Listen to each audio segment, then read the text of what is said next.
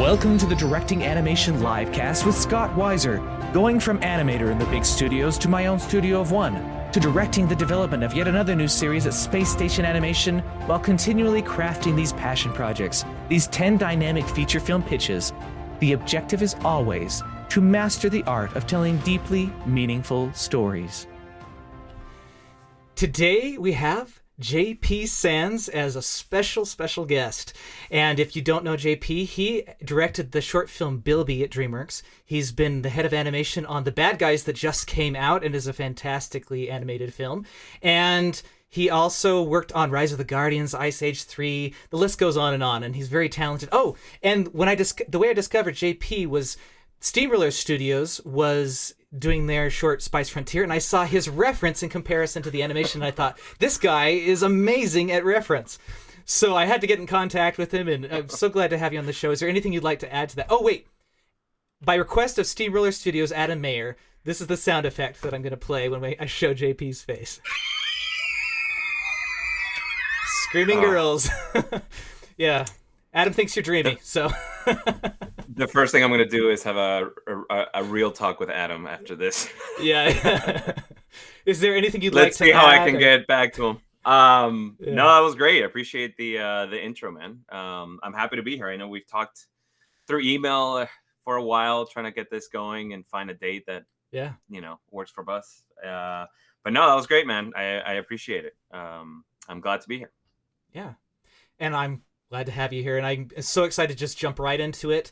We had a question from David Wilson, who works at Microsoft. He wanted to know about the different styles of animation. Like each character kind of had their own animation style.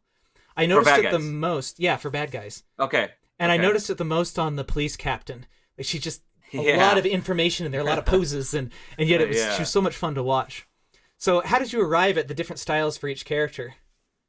That's a really good question. Luck. No. It just happened. It's all luck. And then we just say it was on purpose. No, Bad Guys was really special because first, a lot of credit and the shared credit goes with the team. I had an amazing team, amazing supervisors, and we did this together. It was such a collaborative project, and the show wouldn't have looked the way it does without them. So it first comes from them, and we all wanted to do something special in the animation, but I think mostly I come from a background where I really like to dive into characters. It comes from characters first, visuals as second. Knowing your characters is what's going to dictate what you do in the animation, your performance, and even the style.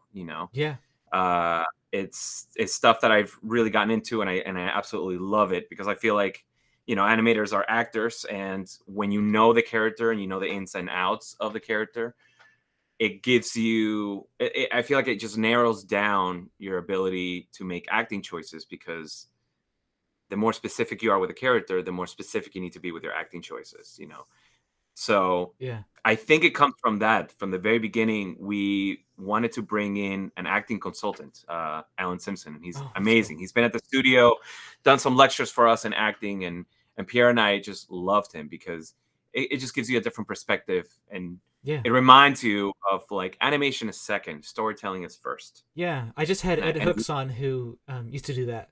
He was one of the first acting teachers there at DreamWorks. So and I love that stuff. So what he was great at and what he allowed us to do is, we only had 6 months to do the pre-production of this film, which is really, really, really short in comparison to what we've done before. So we really needed to get all the assets ready in pre-production, but we also needed to find who the characters were. The stories being written and tweaked at the same time as we're creating and building these characters. But at the same time, I want to know who these characters are. So it was a lot of brainstorming between the acting consultant, Pierre, the director, myself, of like, who are these characters? And head of story Nelson of, who's this character? Why would he do that? What is he thinking? What's the mask that he's wearing? What is he afraid of? All these things give us the ability of finding who the character is and allowing us to figure out what and how the character moves. So all that to say, when I go back to that question, which is a great question, is it all came from the character. And as an example for Police Chief, we knew that Police Chief, at the beginning, we wanted, in animated movies, and I think more in like, Miyazaki films and Japanese animations, there's always like this one character that's super exaggerated, and it's just one tone in the film. Yeah. And we've never really done that. We always try to dive deep into each character, which is a great thing. But like, can we do something where a character's just like 100% the whole time, and it's like a comedic effect? But even her, she started to become real. She started to have her doubts, and who is she as a character? And the way we described her at the very end was, if she were a superhero, she would be Batman, right? Like that's her mindset. Like she is like, that's the way she sees herself, right? Yeah, like if she could pick any superhero, it's freaking Batman, because it's all about justice for her. That's it. Yeah. And she's like a horse on a track. It's like that's all she looks at is the destination of justice. Yeah. Doesn't matter what's happening around her. That doesn't matter. That is the only thing that matters. So that's why I think her acting and her movement was very this. It's just like, that's all I want to do is get the bad guys. That's her sole job, is to get the bad guys. And even when she gets it, we were asking ourselves, like, okay, if she were to achieve her goal of arriving and catching the bad guys, what happens to her? She gives a speech. If that's her goal. This right, is my like, whole life story now, leading up to this moment. But it gives you information about the characters. Yeah, it's awesome. And there could be so many different ways. It can be, she would constantly go visit them because she feels like she needs to check up on them, or she feels empty because all she's wanted to do is this, and now she has no goal and purpose in life. Or does she just jump onto the next like bad guys, and then she goes to hunt that? Like, that gives us information on who she is. So all that came from finding who these characters are. And what I loved about this film is that in story, and Pierre and the supervisors and Alan, everybody was really trying to track down who these characters are, and their wants, their needs, their fears. And that just helps me, at least, finding out who the characters are and how to make a move, because you need to translate that into physicality. So even the way they move, the mannerisms, all that stuff needs to be connected to who they are. Yeah. And by the way, you're gonna ask me a question, and I will go on. So no. Please feel free to interrupt me or be like, "All right, we have another question, JP." That's how this show goes. So, yeah, yeah. Well, the interesting thing is that that's the performance that I want to go back and frame through. Because there's just so much there. Which character was the hardest to nail, would you say? Animation style wise. Animation style wise. Yeah. Well, animation style wise, the whole movie was a moving target. For the whole style was okay. What is the style? The visual target of what this film was going to look like was always moving. Like the production designer, art director, Pierre, they were all trying to figure out what is the style, and they were honing in on it closer and closer. And we were in pre-production at the same time, trying to follow that and design choices that they were making, but also trying to find what is the style that's going to help and support the story, the emotional story, Yeah. So I think that was the trickiest thing. I think it was more of a blanket statement of just finding the style was a lot trickier to do when everything's moving. It's like driving a car. It's like driving a car. Yeah, it's driving a car while you're building it at the same time. Like that was a challenge that we had to do, and that's what it felt like. Yeah. So I think that was the biggest challenge. Style-wise, I don't see characters having different styles. I just have them as different personalities, and I don't know if that's how I see it. So depending on the personality, dictate how they move. Oh yeah, that's absolutely how I would think about it too. I wouldn't be like, we need to make sure all these arcs are this way, and the timing. Right, and sometimes sometimes you do. Sometimes you have projects that you can. Trolls is a good example where Trolls. There's so many different worlds and creatures that you can venture out and try different things. Like, these characters move like this versus this, and the style's a little bit differently. For bad guys, I think we just let the character and personality kind of dictate that. And maybe this is why the police chief was so explosive and 100%, because she is that type of attitude. It's like, 100, I need to get you guys. Like, that's it. And she was a little bit of the comic relief in a way. She was, yeah. It was interesting, though. She seemed, I don't know. she seemed like a character, and then she just started to kind of really emerge over the movie, which was great. What was interesting is we had a test screening with general audience at one point. We do this in some checkpoints through the film just to kind of gauge on how the audience are seeing it. You watch the movie so many times that you need a good gauge of what the audience is receiving from it. And I don't know why, but this question really stood out to me because we were trying to figure out who Police Chief was and how much do we want to do 100% for the whole movie, for her, instead of having a lot of emotional arcs and story arc and just her overall arc as a character. We were like, well, what if she doesn't have an arc? Let's just have her straight. Let's see how it goes. Yeah. And then she became more of a character, which I loved, and it's one of my favorite characters because of how stupid and fun it is. Yeah. But there was one question an audience asked, and to me, it wasn't a negative. To me, it was like, we did it, which was, I remember where I was sitting, or he was saying, I'm sitting in the back just listening, and it was a gentleman, mid-30s, mid-40s, and his question was, at the end of the movie, he asked, "What happened to Police Chief?" And the guy holding is like, "Oh, would you like to kind of explain why you're asking that? What are you feeling?" It's like, "Well, I don't know what happened. Like at the end of the movie, I want to see what happens to her next. Like what's going on with her." Yeah. And to me, that can easily become conversations like, okay, we need to have a button with Police Chief, like maybe doing this or maybe. And to me, it was like, no, I think this means he's connected to the character and he just wants to know what happened to her. Like, that's a good thing to me. Yeah. To me, it was like, he's interested in knowing what happened next. Mm-hmm. And, there's ways to listen to comments and to filter them out on where the question's coming from. And I'm learning that. But to me, that was like, guys, I think that's a great thing. Like, I think we're onto something because he just wants to know what happened to her. So that was fun. That was a good question. And that's actually a really good point too. This idea of filtering, putting the comments actually through many filters, because there's a filter of like, okay, if we take this as negative, how can it affect the film and how can it make it better? If we take it as positive, how can it affect the film and make it better? I actually, this is not a real copy of the book Mass Magic, but this is the book I'll be kickstarting in August.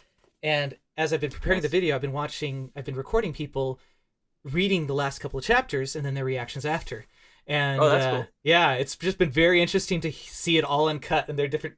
There was actually one video where they filmed it without me. So there's one kid who has his salamander, and there's another girl who has her turtle, and they're like, they're actual salamanders and turtles that they're just holding. I was going to ask. Yeah. And the one sister's like, everybody should clap. That was amazing. And they clap, and then they're like, well, turtle's not cooperating. Why isn't he clapping? And yeah, salamander just doesn't want to clap. But he enjoyed the book or something. I can't remember what it was, but it was just really funny. And how old were the kids? They were, I'm guessing, they're about 7, 10, and 13. Yeah. Got it. Okay. Yeah. That's interesting. Because even kids, right? Like they, I think as humans, we're not really good at communicating, right? We're not great at choosing our words carefully and being an exact representation of what we're feeling. And I think kids, there's more of that filter that you need to do. Like, yeah, the comment of like, he doesn't want to clap, but he liked the book. Like, what does that mean? Oh yeah. Well, in his first response, actually, which I'm not going to put in the video, but everybody's going to hear it here, is he said the end, and this boy said, "What?" He's like, nice. No, I want more. And then, which was the same kind of comment, right? And then the daughter was like, you better write another one. But I actually wrote the end of the book to feel a little bit unsettling. So you either went back and read or you went back and thought. It's just, cool. It's kind of a creepy story. And so it works, Got it. So I took that as a good, even though I was like, it could be construed as bad. And it could be bad, We're all getting better at storytellers. So, yeah. I mean, it's also, it's making an impact, whether it's good or bad, it's making an impact. So there's something going on that's good, right? Yeah. Actually, that boy does not like he does not like fiction. Okay. He's like, I don't like fiction. Interesting. So anytime his dad reads a fictional book, he tunes out, but he loved this book. So, wow. I mean, that's good, man. It's a positive, yeah. Good luck with that, man. Thank you. That's awesome. Thank you. So on your role with Is there anything more you want to add about that, by the way, of the idea of filtering the comments Oh man, and where you have to go? Like, what how many things you hours think do you we have? I know. No, I think just overall, I think there's there's an art to giving feedback and receiving feedback. Oh You yeah. know, whether it's real life or in an art form. So Yeah. I think receiving when you're receiving feedback, I think it's just really trying to figure out where it's coming from, you know, Yeah.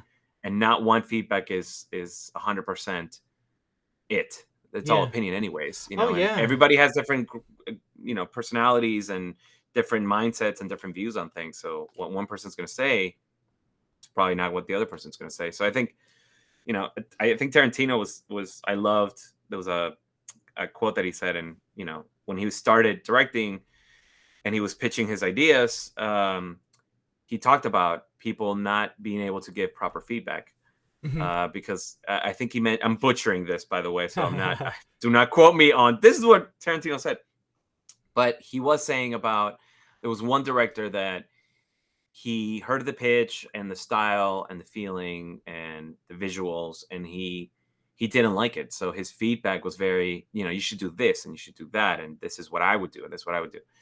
And he realized that this director, which I won't name, was giving feedback based on his likes and what he likes to see. Hmm. So for him, there was too much blood and it was too much grit, and it was too much for him. So for him, was not a good style. So his feedback was like, well, I think you would get better. You would do better if you don't do so much blood, and then maybe just pick your moments. And you Yeah. know, and Tarantino's like, no, this is the style. This is what I want to do.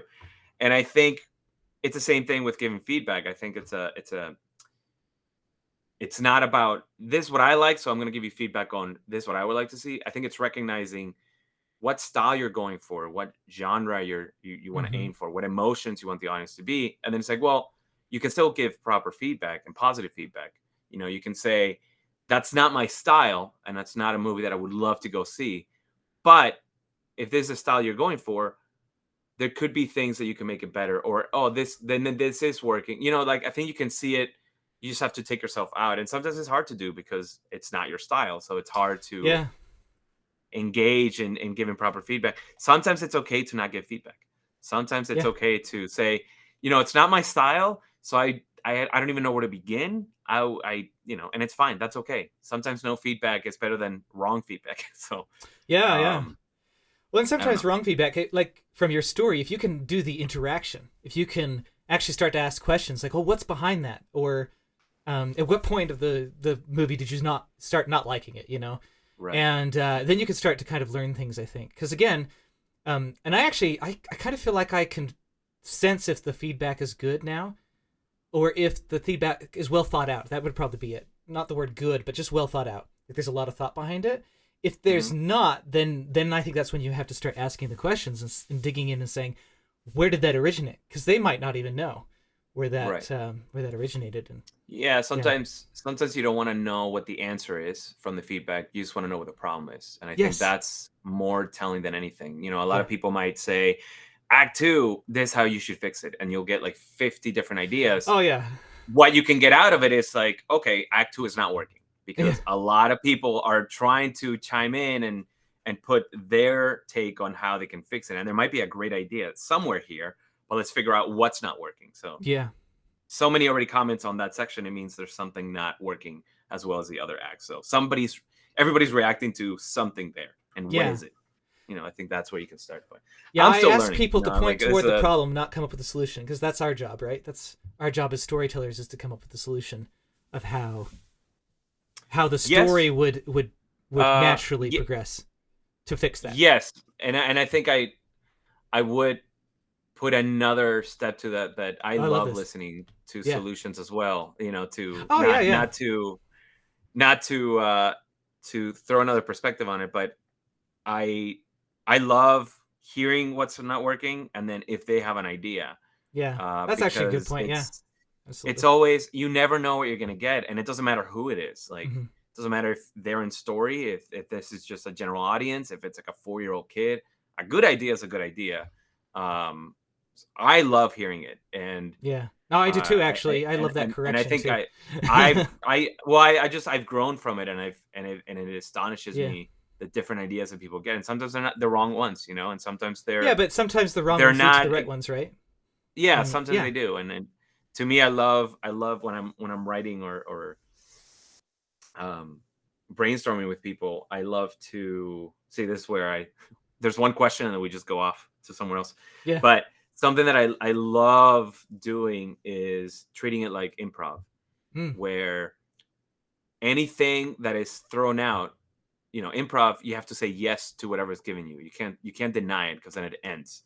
yeah. So if it's like it's raining, you can't just like no, it's not. You have to go with it and say, That's why "Yep, we it's brought raining," and umbrellas. then Yeah. what do you do? So that's how improv works best. And to me, brainstorming is the same thing, and it brings so much to it. If you come with that mindset of in your initial gut instinct can say, "Oh, that is a crap idea," Yeah. but you have to say, "Okay, if we do that, what happens?" And then you follow it, and then you start noticing that maybe it fixes some things, or maybe it's like, "Okay, that is a wrong idea." But it does do this in act 3, which is really cool. Yeah. Okay, maybe that's not the solution, but the result of what it does here is great. So it just leads you to different paths that you might have not taken. So Yeah. um I guess that's how I like to work. I don't know Oh, if it's the me right thing, but too. Yeah, but I heard it from, I think it was Harmon Brothers and Angel Studios. They said that when they're brainstorming, the rule is every idea gets written down. Like every that's idea cool. just gets put down because you don't know what you're doing at the time. You might go back and see an idea that you thought was bad at the time, but is actually a great idea, or it leads Yeah. to a great idea, like you said, with the audience maybe giving whatever the solution they have.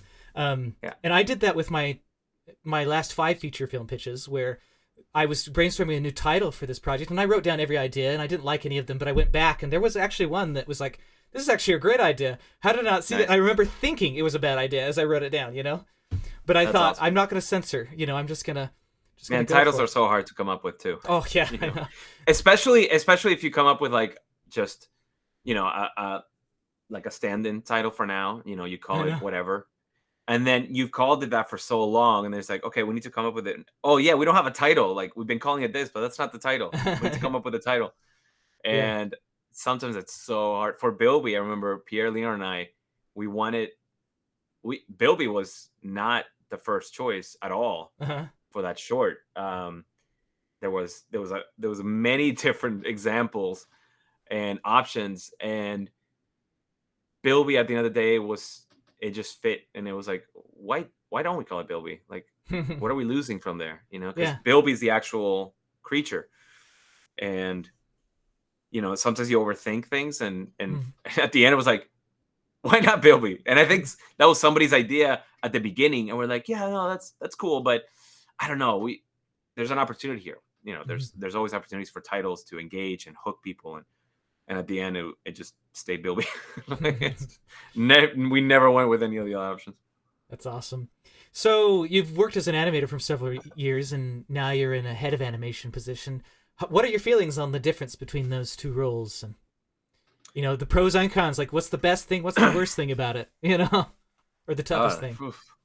Loaded question. I love it. I loved Bad Guys. I love being the head of animation because it allowed me to. I love teaching animation, Yeah. and there's something really rewarding there, and giving people the aha moments that I really, really miss when I used to teach. And I'm still learning, by the way. That should be my disclaimer here, is We that all I'm still are. growing Oh, as an absolutely. animator, Yeah. and everything that I've learned is from amazing animators and people that I've worked with in the past, and I still do. I'm Mm-hmm. constantly learning, and I feel like I learn more as a head of animation, I think, on this project than as an animator, because like when you're teaching, you have, let's say, 15 students, and within a few weeks you're seeing 15 works of animations, and you're giving feedback and you're brainstorming, and then you're seeing the result, and you as a mentor, you're learning from how they're executing, their ideas and Yeah. how they're interpreting your notes and how they execute it. Oh yeah. And you have 10 or 15 shots instead of you doing one and gaining feedback for that one shot in the same amount of time. You're going through 10 to 15 shots instead of your just one shot. So for me, I learned a lot when I started teaching. Yeah. I was very anxious because I'm like, I'm not a teacher. I don't know animation enough to teach, especially acting. And it pushed me, my anxiety pushed me to like really learn and write down and like take acting classes and take lectures online and all this stuff that helped me put into words what we might know already and what we might not know. And anyways, I think there's a connection there for head of animation because I learned a lot. There's so many amazing animators and supervisors on this show. I learned from every single one of them, and in a weird way, I didn't miss animating. I love animating. I love the bringing a character to life, right? I love that about it, and that's why I love storytelling, and I think why I constantly pursue that. But on Bad Guys, I love giving opportunities and like, what do you want to do? Great. If you're really excited about that, that means you're going to put it your all and you're going to do something special, and let's see what you come up with. And it was so much fun. It was so entertaining. Yeah, I love that you connect it to teaching too, because that's what I keep saying. I'm like, being a director is just being a teacher. Like, people asked me if I wanted to teach at a university or teach classes. I'm like, I do teach. It's just in the directing role, right? Man, I don't feel that way when directing. I think to me is it's funny actually on Bilby. I was very anxious on directing something because directing is, when I see directors, and it was a misconception, for me, when I saw directors, it was like, man, they know their stuff. Like, to be a director, they know everything. They know the story, they know the emotion, they know what lighting they want to do. I mean, when you look at the product, you're like, and especially some projects more than others, you see, wow, like that, there was a clear direction there, and the director and his team knew exactly where to put the lighting, when to amp up the score, what type of score it was, the emotional acting in the characters, obviously, and like the colors that were used and the color palette, like everything was synchronized. And like, man, the director, and it gave me a lot of misconceptions for me of like what I needed to do as a director, of like coming in and like, just, okay, this is what we need and blah blah. Like, I don't know, I don't play music. The closest thing I can do is whistle. So when we had our meeting with our composer, it was like, man, I don't even know where to begin. And I was reading a lot of like, directing 101 and like, some tips, and at the end it was like, it's the emotion. What emotion are you going for? And that's all. You don't need to tell them how to do it. In animation, I think, because I'm an animator and I love acting. I think as a head of animation, I can have that eye of, this is exactly what you can do in your execution to get me what I need for an emotional beat that I need. Okay. But when it comes to lighting, and you learn through it, so you become better and better, but you have heads of lighting, heads of cinematography, layout, and this is what they do. So for me, when I don't know how to execute it, that's not my job. How to execute, my job is to envision what I'm looking for, like what is the emotion that I want the audience to feel here, and then they can figure out what cameras will add to that, and then the lighting, what type of lighting, and then I can react to the lighting and be like, oh, it feels a little flat and I don't know why. Like, oh, you know what, we can switch the lighting, we could do this and give you more atmosphere. I was like, great, so I took pressure off me, and I had Leroy and Pierre, which was great because then we were dividing the pressure. It wasn't just shoulders, the pressure on just me. It was just kind of divided, and that helped. And it just helped navigate. I mean, and I don't know. I'm still learning. I have no idea what I'm doing. It's all improv. So, I don't even know what the question was. I don't know what we started talking about. Yeah, the initial question was your thoughts on animation versus being a head of animation. Oh, yes. And your favorite and worst about that. No, we actually did go into though, because right away you started comparing it to teaching. And then I said that I felt like directing was like teaching. And I think that the component of that was I was putting directing as an entire umbrella, and I meant just more like being a head of animation. Just directing animation is like teaching for you. Yeah. But yeah, that was completely useful because you're right. When you're a director, so you're over many different departments, you have all those different heads of their individual departments. It can be like teaching it could also just be like you're providing the catalyst for the vision, and then you're relying on their expertise to come in and do the things that you can't do, which is the essence of leadership and of being a director, I think. So yeah, I'm still learning, and I always feel like I don't know what I'm doing. yeah, That is like every day. Doesn't it just feels like, oh, there was that running joke of that people say, like, okay, you're gonna find out I'm a hack and I don't know what I'm talking about. the imposter syndrome. Yeah, Yeah, the imposter syndrome. yeah, I always feel that, and I think it's healthy. I finally just accepted it, that it's never gonna go away, and this is why you rely on amazing talent around you to yeah. figure it out with you. And I love the collaboration. It was the same thing with animation, by the way. Like the head of animation, I've never done that before Bad Guys. Hmm. And I remember going to heads of animations that I worked with in the past and asked them for feedback. Asked them for, hey, what type of feedback would you have liked to be given before starting the role?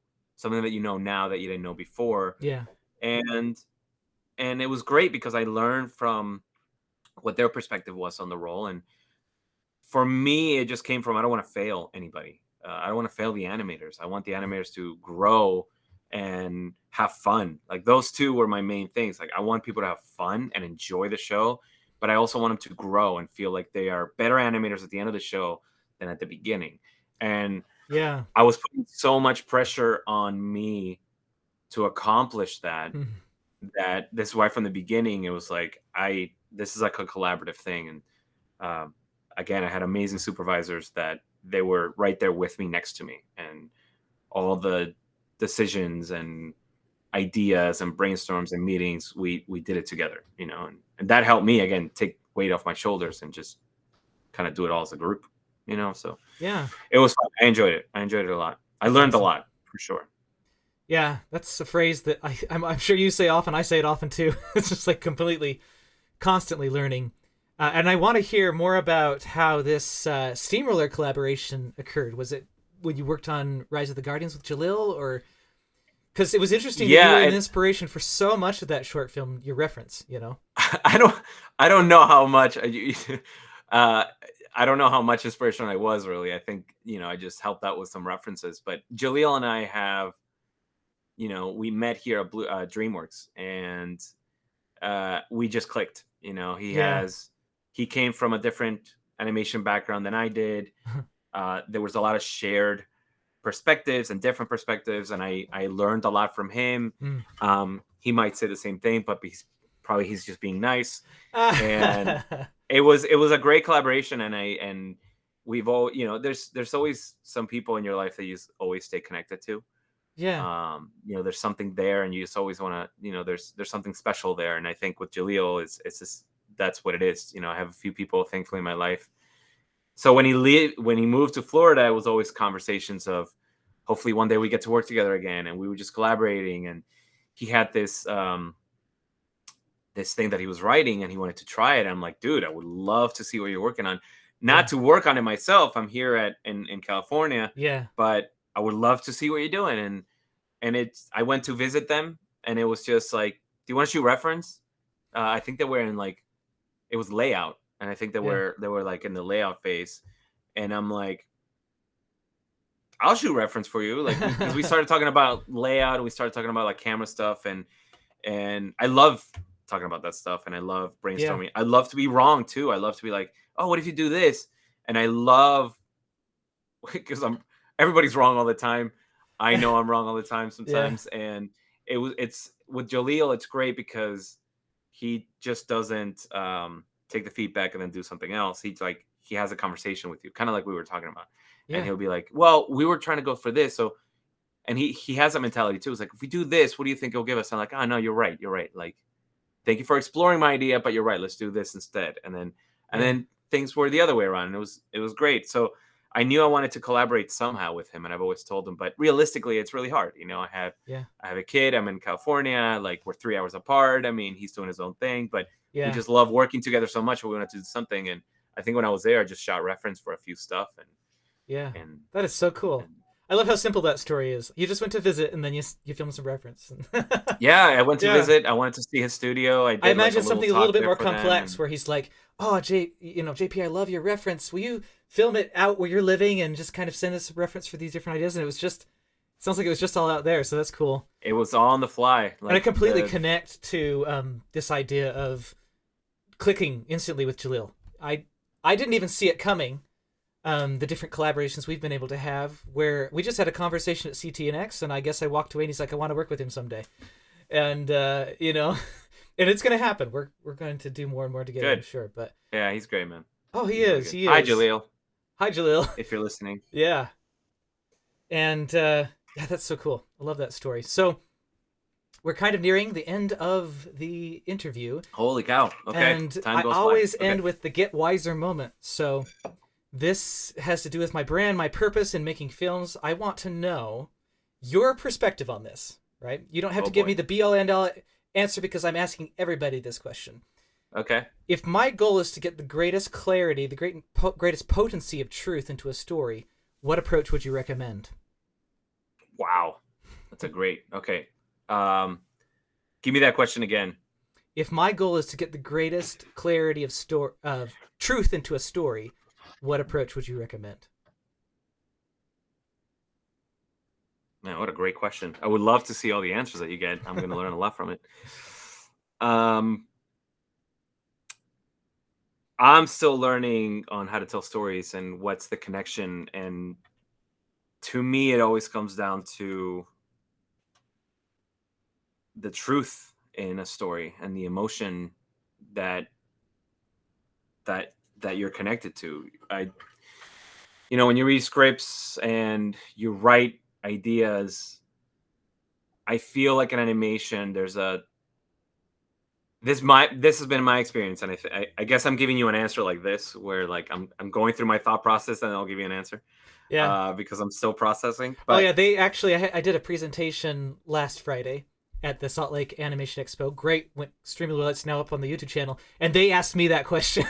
They're like, "What's your answer?" And I was like, "Oh, I'm still processing all the other answers." So yeah, I gave the best you're answer like, I could, and they seemed to like it. So this is only going to be online forever, and people are going to listen to my answer. yeah. No, it's funny. My perception of animation has always been almost backwards. You receive a story, you receive the audio, and you're supposed to give the performance afterwards. Yeah. And so there's a perspective of you come after the fact of everything that's been worked out. Yeah. When you start writing from that perspective, I feel like a lot of people, and myself as well included, when you start writing and trying to develop your own ideas, you have to break that mold of not viewing it as an afterthought or what the audience is going to see. Because in animation, you start thinking this way. I was ingrained in my body to think, what does the audience want to see and what's appealing for them, and find the poses. And in reality, it's like, well, what's the performance? What's the emotional state of mind of the character? That's going to dictate the poses. That's going to dictate the movement. So come from the root of the emotion first, in the thought process, and then you find the visuals that best represents that. And I think for stories, kind of the same thing. I feel, and I've seen it myself, when people come to me, it's like, "Hey, I have a script. I want you to read it," and I love doing that stuff. Or I have an idea for a short film. Normally, when they come from a production that's post production, like animation, or just production itself, I can see the thought process of being just like the layer of what the audience will see.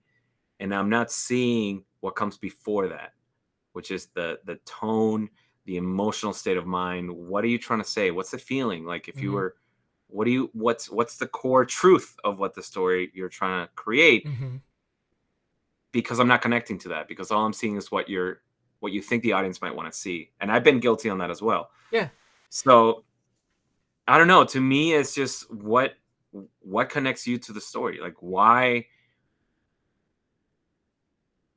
there's, it's an industry. So I get it. There's a lot of money to be made. Yeah, we and got to you make can't money. I 100% get it. And I think if anything, this streaming services that are come up and want content gives us more opportunity to explore, and they want to take more chances, and it allows you to be more truthful in your story and not just worry about when you try to make a story for everyone, you make a story for no one.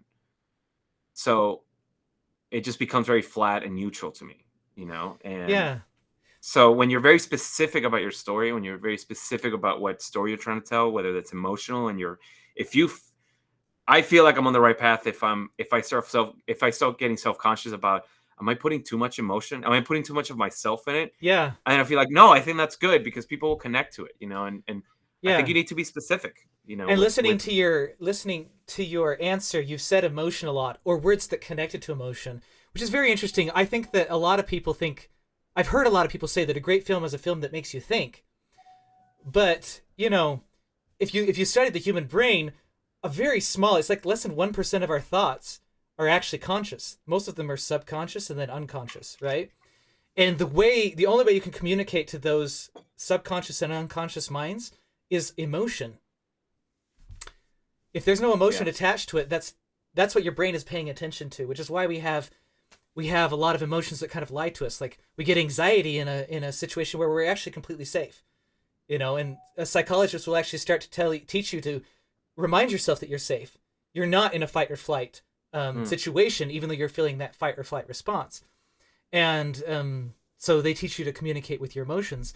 So it's interesting. I think maybe the thing you want to be specific about is the emotion that your audience is going to feel, and what that's going to start to create in their minds, and right. You give the audience the opportunity to piece together the truth, perhaps. And also but also the character, right? Like if it's an overall blanket of an emotion, I don't think that's specific enough, right? It has to come from the character. What is the character going through right now? Well, yeah, because if the character's just sitting up there emoting like, ooh, that's not going to create an emotion. The thing that creates emotions is you have an objective, you have an obstacle, you have an action you do to overcome that obstacle, and from that, the audience can relate. Oh, if I were doing that, this is the emotion I would feel. Yeah. Or whatnot. Yeah. It's art is very vulnerable. Yes. You have to be vulnerable to create something that will resonate with audience. It takes courage. So you have to put a lot of yourself in it, and you have to put a lot of your stories in it. And sometimes it's hard. And sometimes I've gone through a lot of stuff in my life that has been, for me, very difficult. And that has shaped me into even how I think about things now, and trying to learn from it, and not, instead of crippling me for the future, I wanted to help me and make me better as a person. And I think I'm going very deep, but this is great. Yeah. I think putting that stuff, everybody's going through stuff, Yeah, everybody is. If anything, COVID has been an awful thing that happened to a lot of people, because it showed a lot of vulnerability that people were going through. It's like a magnifying glass, right? Where we were busy involved in these routines. And once you broke the routine, like, what's really there? Absolutely. You're 9 to 5, and they're like, oh man, I haven't seen my family, my parents in like a year. I should get on that and try to see them. And then you keep working. It's like, oh man, it's been 3 years and I haven't worked on this project that I wanted to work on, because you're always on one, and doing day to day. And then I think for COVID, a lot of people, it hit hard. Even here at the studio, and friends, and everybody went through something. I went through something as well. And it was an awakening of like, where are you in your life? Are you good? Are you happy? Are you growing? Are you healthy mentally? And so I guess I'm saying this because everybody in life has a story to tell, because their story is very unique. It might be similar on the things that happened, but their perspective, their growing, their nurturing, everything just becomes very unique to them. And if they tell that specific story, it doesn't mean it's only going to connect to the people that only went through that specific thing. It's going to relate to everybody, because everybody went through something similar, and you can easily connect to that at an emotional level. And I think when you're creating something and writing something, I think you have to be vulnerable. And I think you have to be able to let yourself be in that state and share it, which is very difficult. And like you said, it does take courage, but those are the stories that I connect to the most. Those are the stories that resonate with me the most. And even when people tell me stories of hard times and what they went through, I tear up with them.